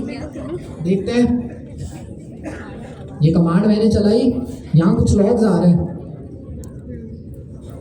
जिससे हमें पता चल जाए कि क्या चीज़ स्टार्ट हो गया, हमारा कंटेनर स्टार्ट हो गया है। लेकिन अब मैं ये टर्मिनल ना मेरा लॉक हो गया, इसमें मैं और कुछ टाइप नहीं कर पा रहा हूँ। मेरा टर्मिनल क्या हो गया, लॉक हो गया। तो ये अच्छा चले, ये लॉक हो गया, इसको तो अभी डिस्कस करते हैं। लेकिन क्या मेरा कंटेनर स्टार्ट हुआ भी या नहीं हुआ, तो उसको चेक करने के लिए कमांड भी है, और डॉगर डेस्कटॉप से भी आप चेक कर सकते हैं। मैं जाऊंगा ऊपर कंटेनर्स पे, क्या मेरा कंटेनर अब हो गया है, यहाँ तो अजीब सा नाम आ रहा है, क्रेजी ब्लैक बुल। तो नाम जो है वो रैंडम इससे जनरेट किया है मैंने, क्योंकि कोई नाम दिया नहीं था इसे। अगर मैं इसे नाम दे देता तो ये मेरी मर्जी का नाम रखता, लेकिन अभी इससे रैंडम नाम रख दिया। अच्छा, अगर मैं इसे जूम कर सकूं तो ये वाला डब्बा खराब है। हाँ, तो एक कॉलम यहाँ पे बना हुआ है इमेज का, और इस इमेज के कॉलम के अंदर जो है बताया गया है कि इस कंटेनर ने कौन सी इमेज को यूज किया है। तो यहाँ मुझे बता रहे हैं भाई इस कंटेनर ने पिज्जा एपीआई वाली इमेज को यूज किया। तो चला के देखें अब इसे, क्या मेरे ब्राउजर पे चलेगी। तो मैं आता हूँ अपने पास लोकलहोस्ट 8000, क्योंकि कंटेनर स्टार्ट हो गया। लोकलहोस्ट 8000/docs पे मैं आता हूँ, और ये हमारी एपीआई सक्सेसफुली कंटेनर के अंदर चल रही है, जिसका मतलब ये है कि सेम इमेज मैं आपके साथ शेयर करूंगा। आप भी जब कंटेनर स्टार्ट करेंगे अपने पास, तो आपके पास भी ऐसे ही चलेगा जैसे मेरे पास चलता है। तो 3 स्टेप्स होते हैं डॉकर के अंदर में। डॉकर फाइल बनाना, उससे इमेज बनती है, उस फाइल से अपने पूरी एप्लीकेशन को पैकेज करना, जिसको हम कहते हैं इमेज। उस इमेज को जब हम चलाते हैं तो आपके पास बनता है कंटेनर। तो आपकी एप्लीकेशन बेसिकली किसमें चल रही है, कंटेनर नाम इसका इसलिए रखा है कि आपकी इमेज जो चली है वो कंटेनर के अंदर चल रही है। अगर मैं एक और कंटेनर बनाऊं तो क्या दोनों कॉन्फ्लिक्ट करेंगे एक दूसरे से? कंटेनर का एक एडवांटेज ये भी है कि जितने भी आप कंटेनर्स बना दें सब क्या होंगे, आइसोलेटेड होंगे।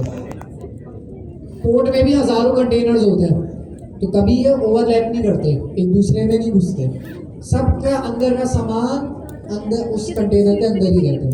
यहाँ पर भी सेम कॉन्सेप्ट है कि जितने भी मैं कंटेनर्स बना दूँ सारे आइसोलेटेड होंगे, जिसका मतलब ये है कि हर कंटेनर के अंदर जो एप्लीकेशन चल रही है वो आपके पास सेफली चलती रहेगी।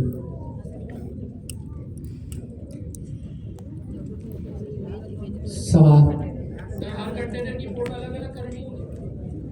हर कंटेनर की पोर्ट अलग अलग करनी होगी। जैसे अगर नेक्स्ट ईयर को भी मैं क्या कंटेनराइज कर सकता हूँ,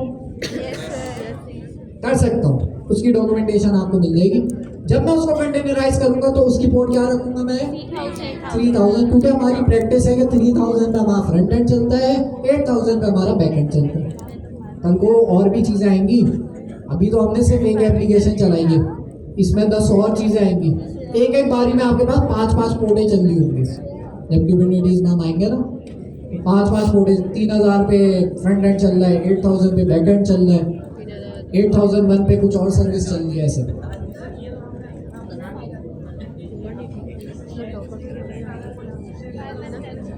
अब वही अगला स्टेप है। यहाँ तक सवाल आते हैं तो पूछ लें जी।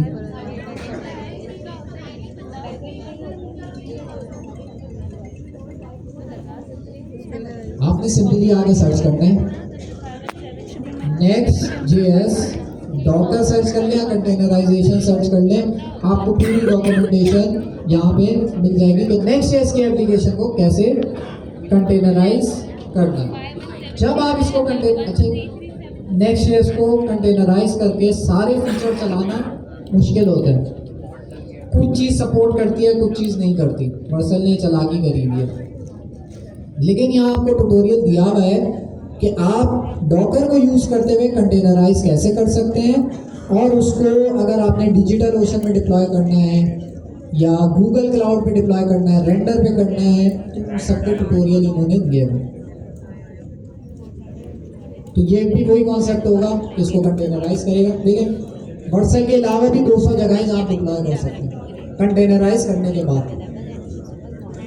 अगर आपके पास ऐसी कोई रिक्वायरमेंट है ना, तो लिख लें, अपने पास आ सकती है कभी ना कभी। क्लाइंट आपसे बोले भाई व्हाट्सएप पे नहीं करना है, फिर आप फंस जाएंगे। तो वो कहेगा आपसे AWS पे करना है या गूगल क्लाउड पे करना है या Azure पे करना है, फिर फंस जाएंगे आप लोग। तो उसके लिए आप SST एक टूल है, ये आपकी हेल्प करेगा, ये आपकी हेल्प करेगा। मेरे ख्याल से ये सिर्फ अमेजोन पे डिप्लॉय करके देता है, लेकिन आप लोग देख लेगा। SST बड़ा काम का टूल है, ये भी कंटेनराइज कर रहा है, लेकिन इसके सपोर्ट की वजह से आपके काफ़ी सारे नेक्स्ट के फीचर्स चल जाएंगे SST। तो नहीं वो वाला नहीं है। अच्छा, तो ये हो गया भाई, ये तो हमने पहले भी किया हुआ है, आप लोगों को मैंने इसलिए बता दिया क्योंकि इतना इम्पोर्टेंट है। इसके बगैर कम्युनिटीज़ समझ ही नहीं आएगी, उस पर हम मूव ही नहीं कर पाएंगे। सवाल है किसी और का? कोई और सवाल कुछ भी? मुजफ्फर नहीं है सवाल? आजकल AI की वीडियोस नहीं आ रही यार आपकी। मुजफ्फर जो है ना, अपने थंबनेल पे बहुत ज़्यादा फिल्टर लगा था, एकदम गोरा कर दिया मुझे। कम कर दिया? चल अच्छी बात है। अच्छा जी, तो ये तो हमारे पास कंटेनर बन गया, कंटेनर हमने चला के भी देख लिया। अब मैं चाह रहा हूँ इस प्रोजेक्ट को शेयर करना। तो मैंने आपको बताया जब मैं शेयर करूँगा तो क्या चीज़ शेयर करूँगा, अपनी एप्लीकेशन की इमेज। या मैं चाह रहा हूँ इस जो मेरी एप्लीकेशन की इमेज है वो मैं किसी और एप्लीकेशन के साथ यूज़ करूँ, वो भी मैं चाह रहा हूँ। जैसे यहाँ पे आप देख रहे हैं कि एक इमेज है मेरे पास, ये डॉकर फाइल में आता हूँ, ये पहले से एक इमेज है फ्रॉम पाइथन 3. ये पहले से एक इमेज है, इसको मैं अपने प्रोजेक्ट में यूज़ कर रहा हूँ अपने प्रोजेक्ट को चलाने के लिए। तो हो सकता है मेरा भी ये वाली इमेज किसी और प्रोजेक्ट में यूज़ हो। तो शेयर कैसे करें, शेयर कैसे करेंगे? और सिर्फ शेयर करने की बात भी नहीं है, मैं चाह रहा हूँ इस इमेज को मैंने कल को डिप्लॉय करना है। डिप्लॉय करने के लिए मुझे इस इमेज को कहीं ना कहीं स्टोर करना होगा ताकि मेरा जो सर्वर है वो उस इमेज को अपने पास यूज़ करके कंटेनर बना सके। तो इस इमेज को जो मेरी बनी है इसको कहीं ना कहीं मुझे होस्ट करना होगा। तो उसके लिए मुझे जो प्लेटफॉर्म मुझे मिला है जो फ्री भी है वो है डॉकर। और भी है, सिर्फ ये नहीं है। एक और चीज़, कंटेनराइजेशन के लिए सिर्फ डॉकर नहीं है, आपके पास और भी चीज़ें हैं, लेकिन डॉकर सबसे फेमस टूल है तो हम वो यूज़ करते हैं, और भी टूल्स हैं। अच्छा, तो ये है भाई डॉकर हब। डॉकर हब में दुनिया भर से लोग अपनी इमेजेस जो है यहाँ अपलोड करते हैं ताकि दूसरे लोग उसे यूज़ कर सकें। मैं भी अपनी इमेज अपलोड कर सकता हूँ। दो तरह की इमेजेस आपके पास होती हैं, एक पब्लिक एक प्राइवेट। अब मेरी कोई एप्लीकेशन है, अगर वो मैंने पब्लिक इमेज अपलोड कर दी तो क्या मेरी एप्लीकेशन को कोई और यूज़ कर पाएगा? कर लेगा ना, फिर तो ये तो मसला हो गया।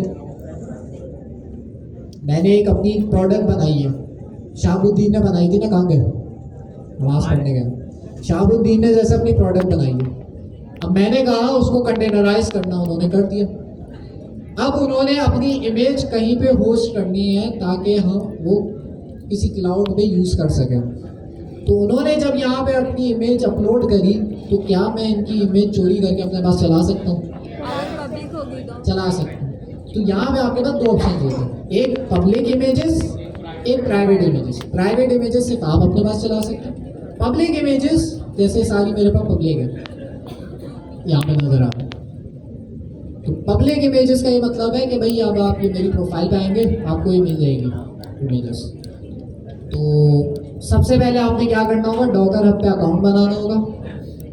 डॉकर हब पे अकाउंट बनाने के लिए सिंपल साइन अप होता है, वहाँ साइन अप कर लेगा आप लोग। उसके बाद आपने आना होगा अपने टर्मिनल पे। टर्मिनल पे आके आपने कमांड लिखनी होगी डॉकर लॉगिन, एंटर।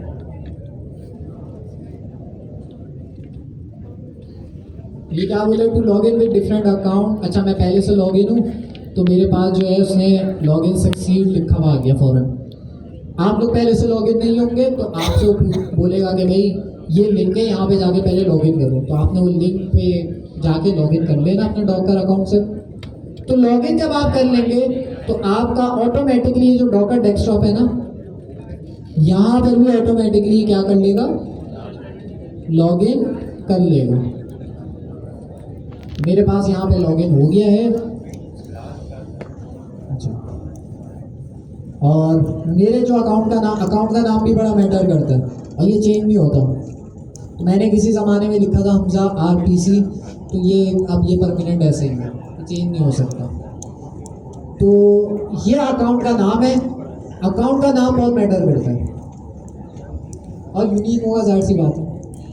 कहाँ मैटर करता है अब हम उसे देखेंगे। अच्छा, ये जो ट्यूटोरियल है इसके अंदर मैंने और भी डिटेल्स हर एक चीज़ को समझाया है जो कि आप पिछली क्लासों में देख चुके हैं। अभी हम कंटेनर के अंदर भी घुस के देखेंगे क्या क्या चीज़ें उसके अंदर। ये कुछ कमांड्स हैं कंटेनर के अंदर जाने की, वो भी हम देख सकते हैं। पहले इसको देख लेते हैं, ये पहला स्टेप है ना।